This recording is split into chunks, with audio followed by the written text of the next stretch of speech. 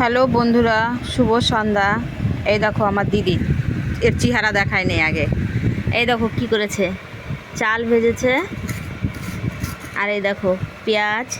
বল তো কি কি আছে বল। পেঁয়াজ দিয়ে দিলাম, হুম লঙ্কা দিয়ে দিলাম, হুম আদা দিলাম। হুম এবার দেবো ছোলা ভাজা। হা রে, 12 ভাজা। সে বাদামটা ভাজতে ভুলে গেছি। এখন একটু লবণ দিয়ে দেবো, তো টেস্টটা আসবে। হুম সঙ্গে একটু তেল দিব, তাতে স্বাদ দ্বিগুণ বাড়বে। আচারটা দিলে ভালো হতো, কিন্তু সবাই ওষুধ খাচ্ছি তো আচারটা দেওয়া যাবে না। দিয়ে দিলাম তেল, এবারে এটাকে মাখাবো।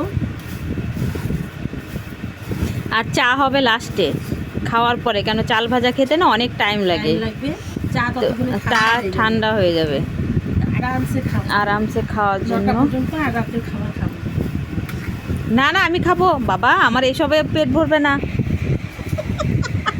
আমি সত্যি কথা, আমার খেতেই হবে। না আমি কি করব, সকালে আমি ঘুম থেকে উঠতে পারবো? আমার কত কাজ করতে হবে। চাল ভাজা খেয়ে থাকা যায়? আমাদের তো কাজ বলো তো বন্ধুরা, হুম, চাল ভাজা খেয়ে থাকতে যায়? আসো, কে কে খাবে কমেন্টে বলো, কার কার ভালো লাগে চাল ভাজা। কিন্তু সবাই মাখাতে পারে না, এ আবার ভালো পারে, বুঝলা? এ আবার এ একদম ভালো পারে চাল ভাজা, চিড়া ভাজা, মুড়ি মুড়ি এগুলো মাখাতে এর হাতে টেস্ট হয়। কে কে খাবে চলে আসো। কে কে খেতে ভালোবাসো কমেন্টে শুভ সন্ধ্যা সবাইকে।